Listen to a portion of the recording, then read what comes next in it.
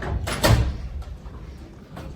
with questions in the room, and then we will go to Zoom. Coach, Asia is 7 points away from being the fastest player in WNBA history to 5,000 career points. Just curious, as a coach, how much attention do you pay to those Recording in milestones, progress. and how can it impact the game? As a coach, 0. As a fan, yes, I love that. But as a coach, 0. I'm concerned with her executing, being who we need her to be on both ends of the court. That being said, and having been part of this league now for a lot of years, it's spectacular what has been able to do in this league, and as efficiently as she has done it. Also playing the Sun tonight, DeWanna Bonner spent a good stretch of her career with that team, and the Fever announced today that they are waiving her. I'm just curious, like, what's your... DeWanna Bonner, you're playing the Sun tonight. DeWanna Bonner played for the Sun for a She long had a time. good stretch with them. A good stretch with the Sun, yeah. Okay. And the Fever announced that today that they're waiving DBE. What's just your reaction to that type of news? Because it's kind of hit the WNBA by storm. I knew a little bit about it before. Didn't hit me by storm. But, you know, players and organizations, I mean, that's what, when you go out and get a free, you know, she was with Steph in Connecticut too. So I know they have a pretty solid relationship, but for whatever reason, you know, things don't work out. And, you know, now there's like a DB sweepstakes. Second row.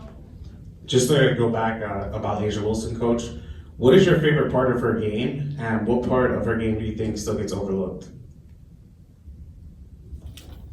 My favorite part of her game is probably her defense.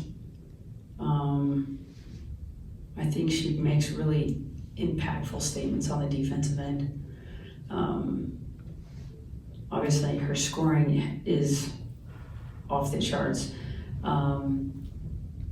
but her defense is really special. You know, I equivalate. Is that a word? Equivalate. It is now. Equivalent. Some of her blocks are equivalent to like a dunk, like they're that impactful. You feel them emotionally. They're just very dominant statements. So I like her on that end of the floor always.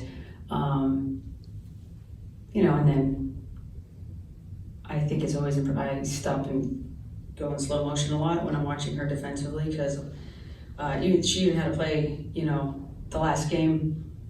At the end of the game, I mean, she was completely outside the paint. Like came in from Henderson to block the shot. So it was, there's so many times where the other player is up in the air and she has not even left the ground, and her quickness of her jump is just super impressive. So yeah, I like her on that end a lot. Then offensively, like I said, you never want to get like numb to her greatness, you know, but it's my job to push her on both ends, really demand more. And she likes to be coached hard, luckily for me. Overlooked part, her hands and feet. She catches everything. She has tremendous footwork on both ends of the floor. People talk about her footwork offensively. Her footwork guarding posts, or even not letting post players touch the ball, is really elite.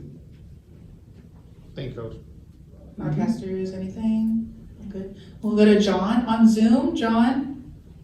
Hey, Coach, John Brickley with the Connecticut Sun. How much closer are you to finding that unicorn, the full 40 minutes from your team this season? We're getting closer. I thought, you know, Indiana was inching closer. My concern is that we're getting better. I want to be better today than we were yesterday, and I think we're starting to do that. But we still have a long ways to go.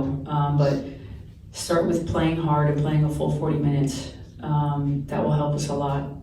So I don't know. If unicorns exist in Connecticut. Hopefully they brought one. Thanks, John. We'll go to Nikias. Hi, Coach. Don't have much on the second spectrum data, but the last game was the second switchiest game that you've had over the last 2 years. Did you feel like that was just game plan specific to what Caitlin was doing, or do you feel like that could be more of a base for you defensively? Switchy. Yeah, I mean, that's what we decided to do because honestly, I think I called the timeout at 6:30 in the first because our pick and roll defense was atrocious. Did not like it at all, so I just changed it and we just started switching a lot more. Still was not clean at times, but it was better. You know, I think Caitlin had 6 or 7 assists in the first quarter and, you know, maybe 4 or 5 for the rest of the game, which is doable, but I thought she absolutely sliced us defensively in that first quarter.